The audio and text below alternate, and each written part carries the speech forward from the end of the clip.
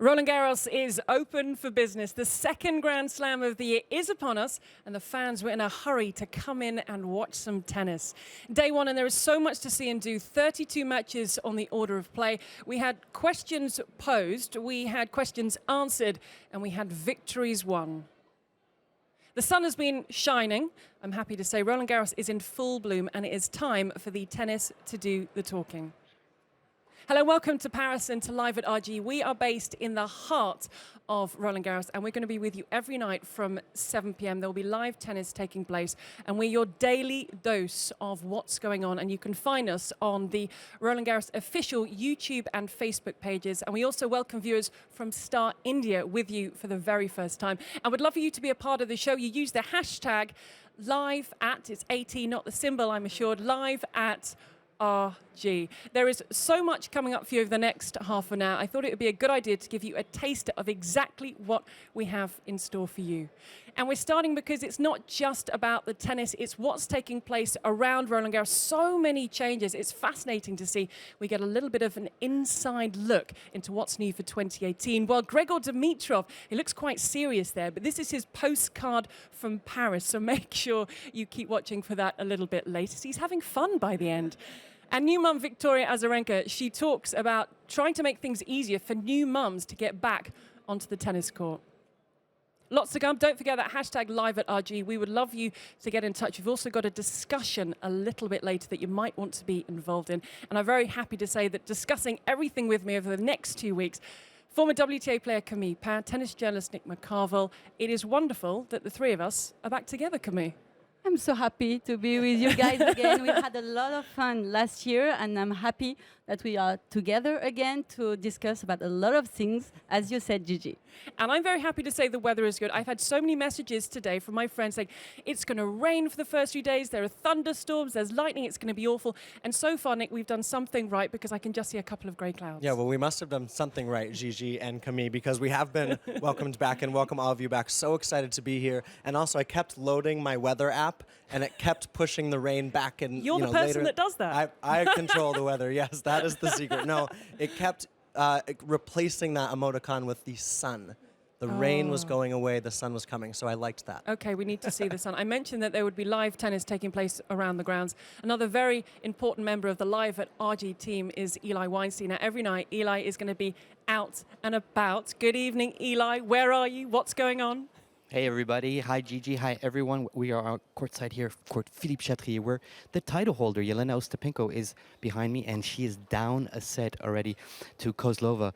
She's played this girl twice in the past, and she has never beat her. Now Ostapenko, remember, she won her first title ever here last year. This year, it's a whole different ballgame because she's defending her title, and coming into a tournament like this and defending 2,000 points, I mean, talk about pressure. Let's make it very simple. If she loses tonight, she's down a set. If she loses, she's probably out of the top 10. She's ranked number 5 now, so huge stakes in play. Ostapenko, since she won here last year, she won another title in Seoul. She made it to the WTA Tour Finals. She made quarterfinals in Wimbledon. She made it finals in Miami recently, where she lost to Sloane Stephens. So she's definitely backed up her win here, and she is a contender, but she's defending her title again, and that's a lot of pressure for Ostapenko. She's up 2-1 in the second set.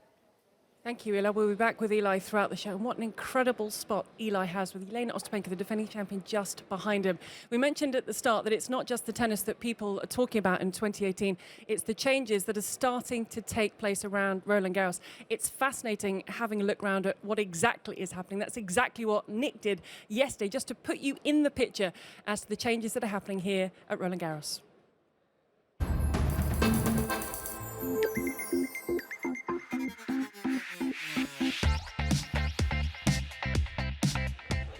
As Roland-Garros celebrates 90 years at this historic site, the tournament feels like it never has before. With a new show court, an expanded fan village, and improvements all over the site, there's also an expansion that's long been waited for.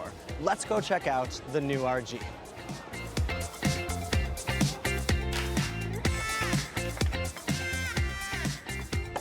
So we've made our way to the far western side of the grounds, to the Fond de France, as they call it here in Paris. And this is the gem of New RG. It's Court 18. It's a semi-sunken 2,200 intimate venue that promises to be the site of many battles, not only this year at Roland-Garros, but many years to come.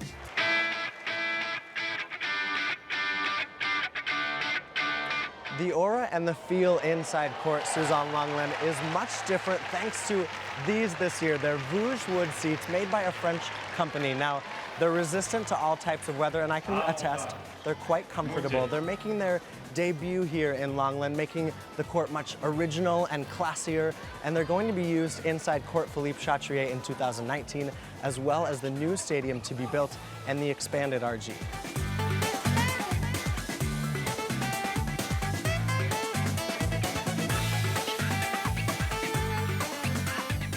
We've made our way to our final stop. It's the furthest point east at Roland-Garros, and it's the Burstone buildings. They were built in 1898, and with the help of documents found from the late 1800s, these buildings were fully restored. Now, this year in 2018, they're being used for VIP experiences, but next year they'll be open to the public and will serve as the gateway to the next phase of New RG, the innovative and new, the beautiful Simone Mathieu Arena.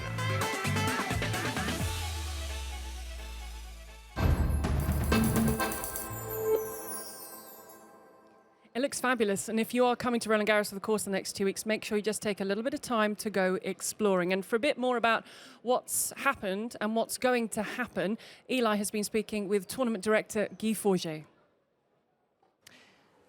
Thanks, Gigi. And we are joined here by tournament director Guy Forget, who is extremely knowledgeable on the topic. Guy, thank you very much for being with us. The first question I want to ask you is, how do all these innovations for this 2018 Roland-Garros make this tournament so unique? Well, we've been waiting for these for a long time. Going to Wimbledon, to New York, or to Melbourne, they've done these renovation, these new facilities that makes the tournament more enjoyable for the fans, for the media, and for the players, of course. Being in the heart of Paris, we had a lot of more issues, to move ahead. For the first time this year, we've been able to expand from the east to the west with new courts, where we had the drawing ceremony at the Orangerie, which is near in the botanical garden, by the way. And I think it just brings more of that unique experience that a city like Paris can offer. So we're very pleased with where it's going, but it's going to go for 2 more years. So was the idea of the tournament to link state-of-the-art equipment like we see around the site and the history and the tradition of this tournament? Exactly. I think, we are probably the smallest of all the majors, and we can compete with the other guys on that level. But, I mean, this place is very charming, as you know, and, we want to play on the qualities and what makes, once again, Paris so special.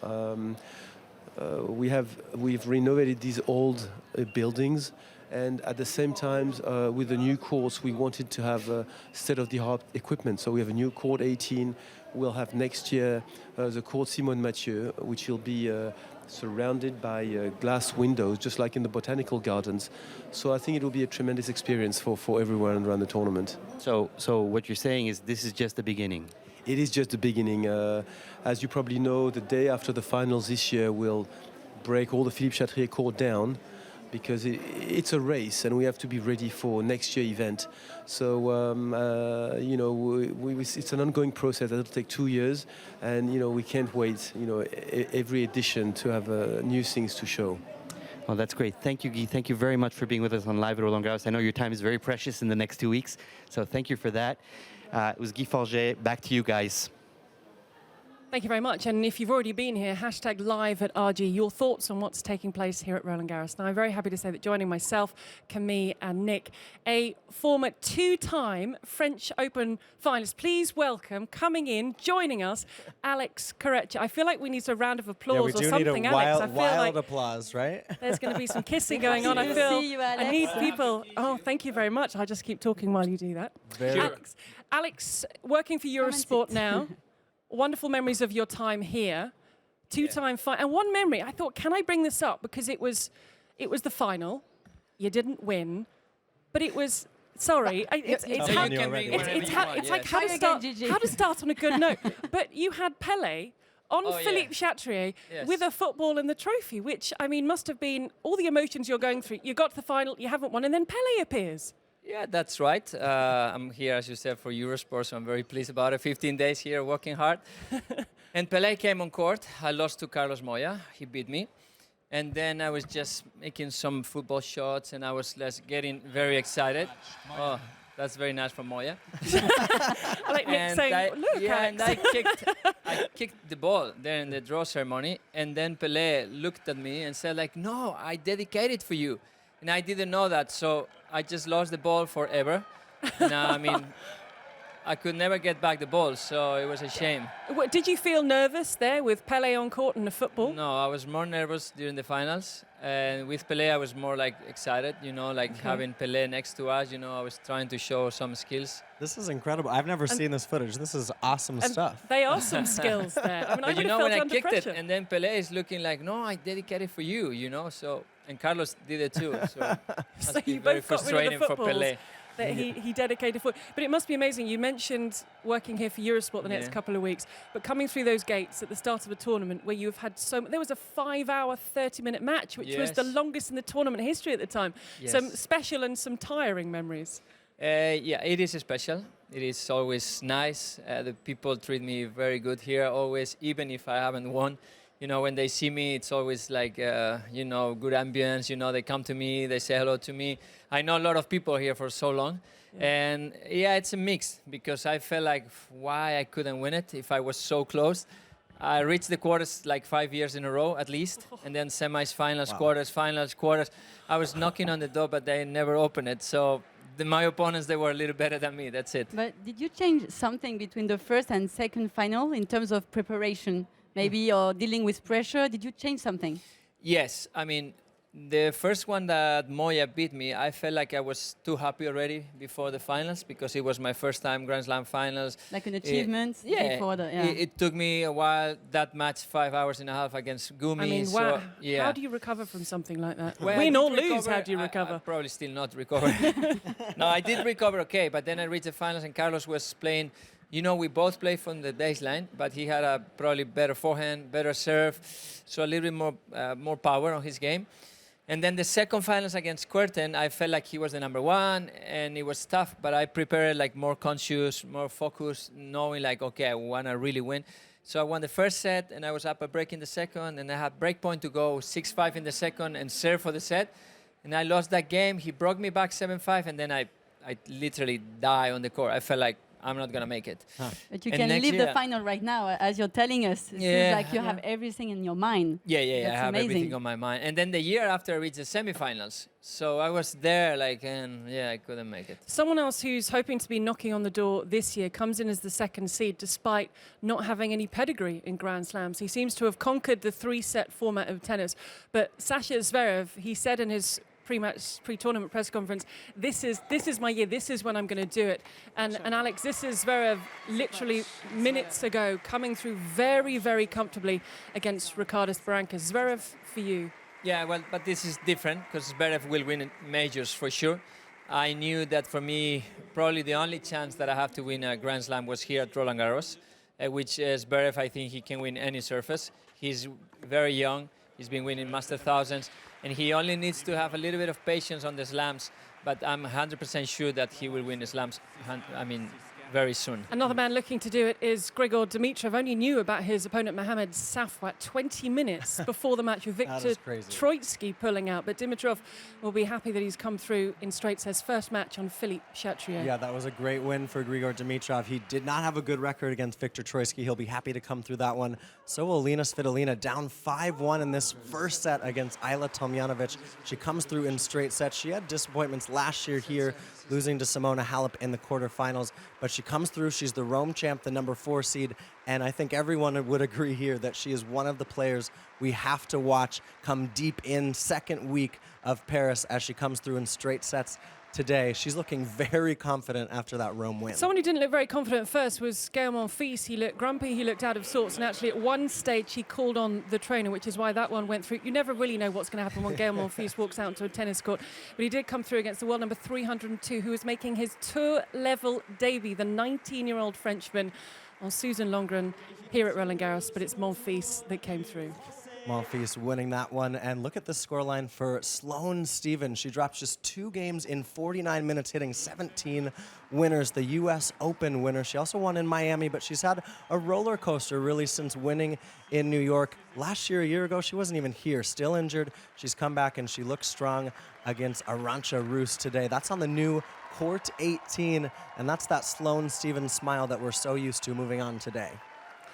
We then had the biggest shock of the day so far, and it was Wang Chang. Now, she was beaten by Venus Williams in the first round here last year. She has exacted her revenge because the world number 9, the 9th seed Venus Williams, is out. There is the delight on Wang Chang's face as she comes through in straight sets against Venus Williams. But for Venus Williams, the first time in her 22-year career that she has lost first round in consecutive Grand Slams with a very early exit in Australia. I think it's only Indian Wells and Miami where she's actually gone further than the first or second round. But take nothing away from Wang Chang. What an afternoon for her, and what a win in straight sets. We're going to see more of Venus Williams. She and Serena signing up to play doubles together for the first time in a while. So she hasn't played well on the clay, but we're going to see more of the Williams sisters. We're going to see more of Luca Pouille, who came through today in straight sets. Didn't have trouble from Daniil Medvedev, one of the players we've really been watching who's up and coming. But Pouille is the #1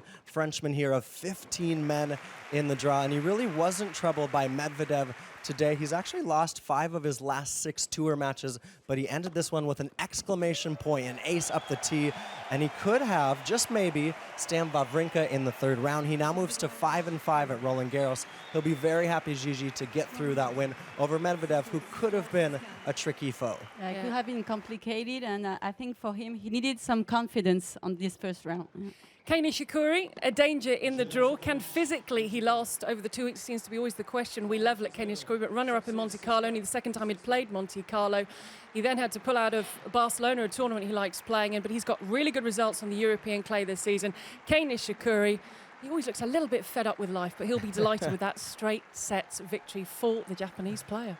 Yeah, very good to see Kei healthy. It was also great to see Francesca Schiavone in the main draw here. Camille, 37 years old. Yeah, she she's qualified. amazing. Yeah, she is amazing. She lost today to Victoria Kuzmova. She's a 2010 champion, 18th Roland-Garros. Yeah, Insane. it's amazing, and she has such a power when she's on court here in Roland-Garros, and I hope she's going to be back next year. She Yes. gives a new energy, even if she's like a player who's going to retire like someday, but she gives something new, even for the younger player. She's always happy, always jumping on court. When she made great here, she was like jumping like Rafa Nadal and running, and she gives a very nice energy to the women's tennis. She did say that she had a little bit of wine after she qualified because she deserves that because she's been on tour. After 35, the you have raised wine. eyebrows from Alex there. Good, that's good. I mean, But that didn't help her today, obviously, going out. But so great to see her in the main draw. Yeah. Yeah, and absolutely. We got a few more results that we put together for you,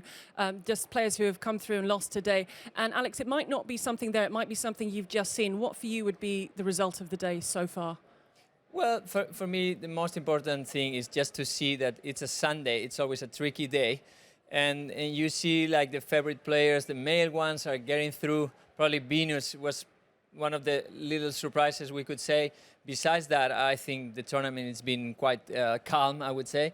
And hopefully tomorrow, you know, we got a lot of players. It's going to be a very interesting day, a different one, and the show must go on. Yeah, it is an all-star cast tomorrow, but a couple of upsets to speak of there. Now, new for this year, and you're lucky to be here for the first show, Alex, because we're going to trial this on you. Oh, We're going yeah, that's good. we're going to have a daily discussion. Now, Okay. we're going to do something that's a hot topic, and also this is relevant because it's Mother's Day, so bon fête. And we decided to with Gigi the mothers. Happy Mother's Day to both of you. Happy Mother's Day. Thank you very much. So it's Mother's Day in Thank you. France. Happy Mother's Day to all the mothers out there. And we were thinking about something that's being talked about. Serena Williams returning this year after having her baby, and Victoria Azarenka back on tour. And she had some other difficulties, but now coming through to Europe. And Sanya Mirza, former world #1 doubles player Grand Slam champion, she announced happily that she is pregnant. So the question is tennis doing enough to help new mothers return to the court? And Nick, I wanted to start with you because there is a WTA ruling on this. Right, yeah. So the rules obviously dictate what goes on the WTA. And if we pull up the special ranking as far as the WTA goes, you have to be out for six months to 2 years, if we look at it here. And you have to be in the top 300 in singles. Now, recently added is requests due to maternity. So if you are pregnant, that gets added into the injury or illness piece of it. And you can use your special ranking. Once you do come back, you can use it in up to 8 events. You can use it in 2 Grand Slams, but there's also always the possibility of a wild card. So it's interesting as we discuss this special ranking, you can use it in up to those 8 events, but we actually got the chance to speak with Victoria Azarenka just yesterday. She's a new mom, she's back on tour, and she's on the WTA Player Council. She brought up an interesting point. Let's hear from Victoria. Well, the rules, it's very complicated rule. First part of it, I think everybody's focusing only on the seeding, and it's a little bit of a mistake because what we're trying to do is to expand maternity leave in a way for tennis players, as nobody really has, maybe for example in US as a regular person. So we're trying to extend that and to make sure that our players are not rushed back. If they want to come back earlier and they're eager to do that, I think it's important they have that opportunity, but also to be able to have opportunity to stay with your child, get ready, and feel comfortable coming back. So Camille, I think the best thing to do is start with you, put that question to you. Do you think tennis is doing enough to get new mothers back on court? I think it's pretty new because before we remember Kim Clijsters, but she was almost the only one having a child and coming back. So it was just for 1 or 2 players, and it was not common. And I think the world is changing in tennis as well, and women's tennis. And now WTA has to think about changes because it's new. Before it was like, for us, having a child and coming back was something impossible. Only Kim Clijsters, because she was such a great player and she could come back very quickly. And now Serena and Victoria, they just showed that, yeah, you can come back because girls are fitter after pregnancy. They can come back. I could see Mandy Minella as well, a friend of mine. Yeah. She came back like 4 months afterwards. So I think they just stay fit because they want to come back. And it's new and they need to change the rules for that. Yeah. And it's interesting because Mandy Minella, who you mentioned, who your friend is, she's actually said she doesn't think things should change. I think, Alex, it was quite interesting. She said, what if someone's worked really, really hard and they've got to that #1 spot and suddenly they go in as #1? And she was talking about the noise that's coming out with Serena coming back.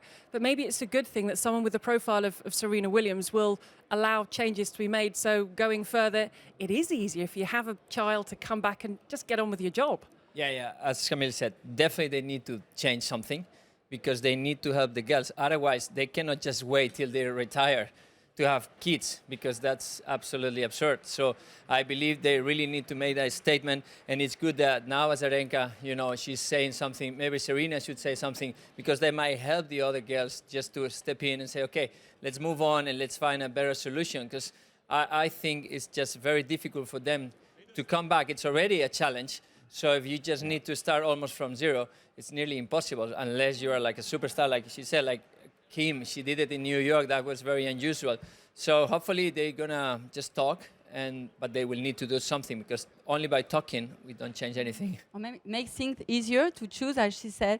Maybe if you want 3 months after to keep your ranking, it's just a matter of ranking and being able to play the tournament you used to play and to choose the moment. And I think this is important in the new rules to say, okay, The girls, you can choose. If you want to come back in 3 months, you will have your ranking, don't worry. Well, and it's interesting the points that Vika is making, and she actually said to us that this is a loud discussion now because Serena's a part of it, but we should decipher that a special ranking doesn't necessarily give you a seeding. So Serena's using her special ranking of #1 because that's what she used when she left tour, but she's not seeded here. She gets into the tournament with the ranking, and so the discussion has been a lot around the seeding, but Victoria's saying, listen, if we're going to make a rule, does it apply only to Serena? No, it applies to the whole tour. So let's take a look at this issue, as we were talking about with Clijsters, Lindsay Davenport in the past. When there's a great article on RolandGarros.com you can check out that explores the issue further. But it's something for discussion. The WTA is now talking about it, and they said they will look at it for 2019. And we would love you to get involved in the discussion. Remember, any time of day or night, #live@RG. Whether you're for or against it, you have another point to make, and we'll have a different discussion each night. Now, with us being here in Paris, when we do get a chance to speak with the players, of course, we talk about Paris, we talk about France, we test their knowledge. So here for you is Grigor Dimitrov, who had that straight sets win earlier today. Here is his postcard from Paris.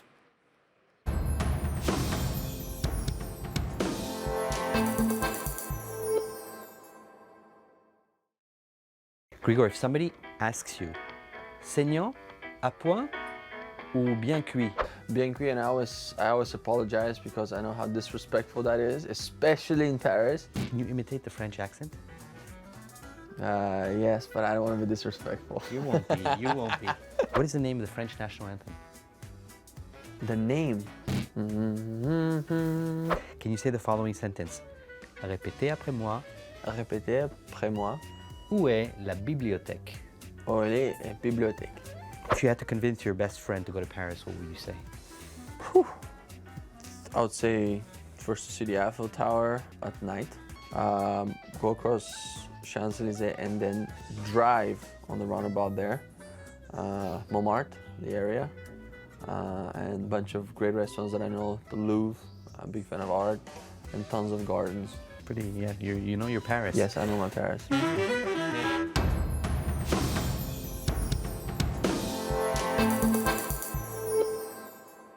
I mean, he certainly knows his Paris. Now, we talked about the live tennis that's taking place while we're on air. I can tell you that seconds ago, this happened on Philippe Chatrier. People speak about how tough it is to defend a title, to come onto the main court with that pressure on your shoulders.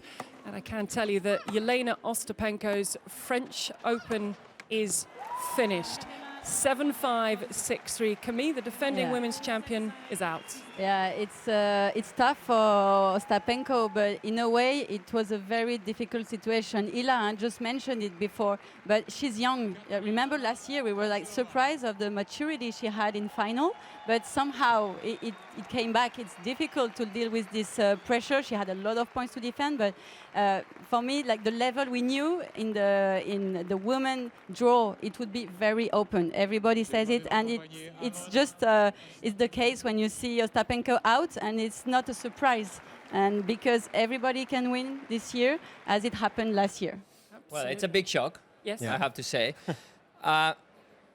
For me, just winning last year, it was maybe even bigger shock because that was very unexpected, and that she won it already. You know, we've been talking like 10 minutes ago that I was like there, hoping to win, blah, blah. Okay, she might be very disappointed, but she will learn so much from this experience. But she already has one Grand Slam, you know what I mean? So at the end of the day, you feel like, oh, what a surprise. And she needs to find a way to deal better with the pressure for the future.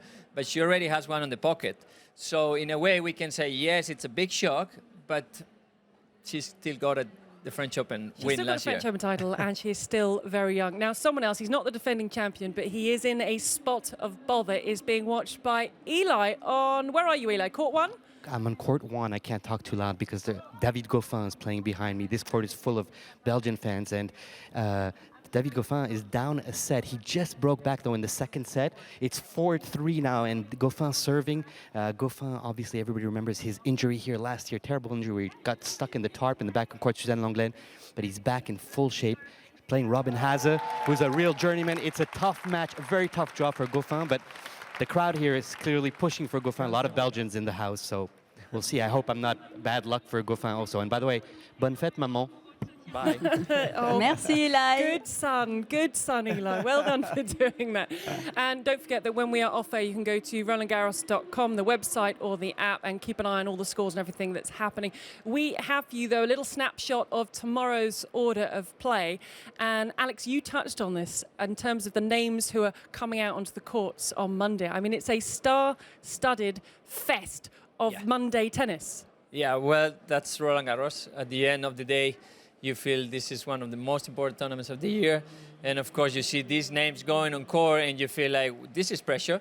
But this is pressure for everybody, you know, for everybody who works on the tournament and for the players. The feeling like going on first round, you know, it's always, well, I don't know about the French. They feel way much more pressure than we do because I don't know if the crowd. Definitely, Alex. Definitely. but it should be like something as well, like motivate you.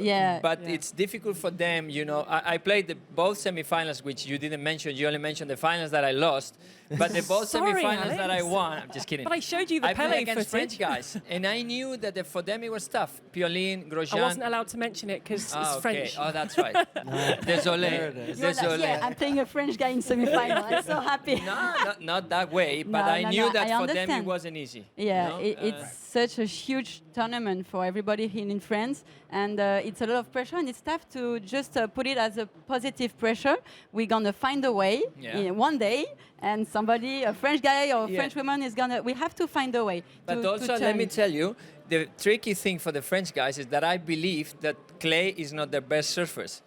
Yeah. So they play probably the most important tournament of the year for the whole country, but in a way they don't play in their place, you know, because it would be hard courts or even grass sometimes. But this is because when we are young, we learn how to play tennis in a way that is different in Spain. Yeah. And that's why they play better on hard court. Maybe it's going to change.